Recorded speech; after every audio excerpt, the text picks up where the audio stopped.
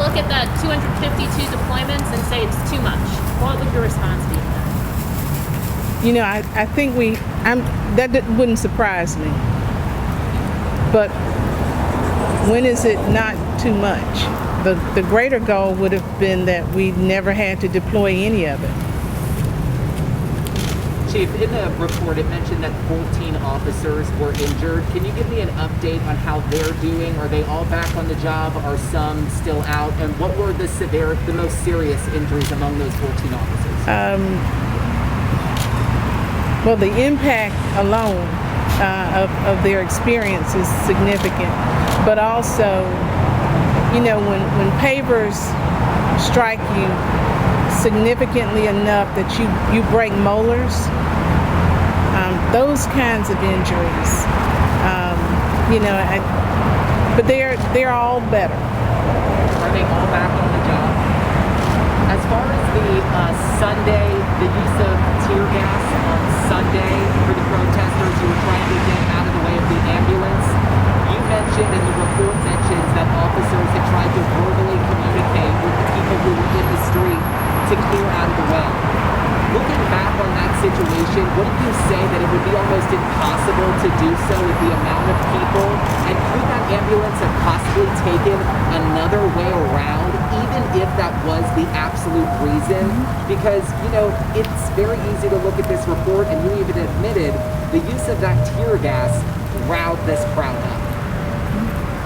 Absolutely. I mean, anytime you're in a situation like that, you are typically looking at other alternatives to begin with. Given the fact that there was an ambulance en route or not at the end of the day, how would we have gotten to the other side of the Capitol Square? So yes, and that's what happens sometimes when communication is missed. And I'm really glad at the end of the day that you know, there wasn't a life-threatening event on the other side of the Capitol Square, and it is very unfortunate, and I wish we hadn't deployed the gas as well. What do you want to say to the peaceful protesters in that situation who were fast? I said it in the council chamber. It should not have happened. It should have never happened. Was that the only use of tear gas throughout that weekend that you would say should not have happened? We're evaluating all of that, and that's the benefit of, as I mentioned, as we look at all of the camera footage and everything else, we'll identify those things that were spot on and should have been done, and then we'll take a look at those things that may not have necessarily been in accordance to our own policy and procedure. What led to the initial deployment of tear gas? Now that's been repeated time and time and time again. The sheriff's office deployed the first tear gas. Just back to that point, I mean, it has been, 3 months since all of this happened. I just want to hit on that question again. Was there other instances of tear gas in your assessment of the situation at this point, other than that Sunday use? And I just said we're evaluating all of that. Why did the city use expired tear gas canisters? Well, because we had them for one, and I know that there's been talk in the past about it's exposing you to cyanide, and we evaluated that and we explored that and researched it, and there is no scientific indication that that is indeed the case. I think we were compared to some foreign country, and I can't speak to what they were doing, but that was not the case. And actually, it weakens as it's expired.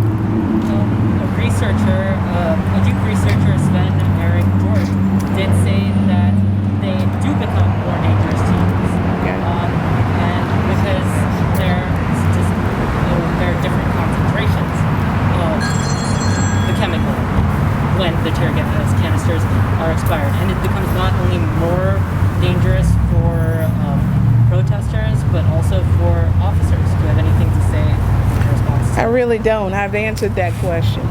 What would you say to the community that questions whether the police can really, whether you can really do, an independent review of what took place that weekend? The chief has finished answering questions. As I said, she's got some other place she needs to go? Did you want to Yeah, let me answer that one? answer That'll be this the one. last question. I think it's important anytime you do anything, whether it's in your house or at work, that you first make an assessment as to what you did and how you did it at home. And that is what that report is. Nothing more, nothing less. And our city manager advised that. I also requested that we seek a third-party investigation and review what we did and how we did it. That's how you learn. If you're boiling water on the stove and you put your hand in that pot and you don't learn from it and you do it again, you should have been the first to know.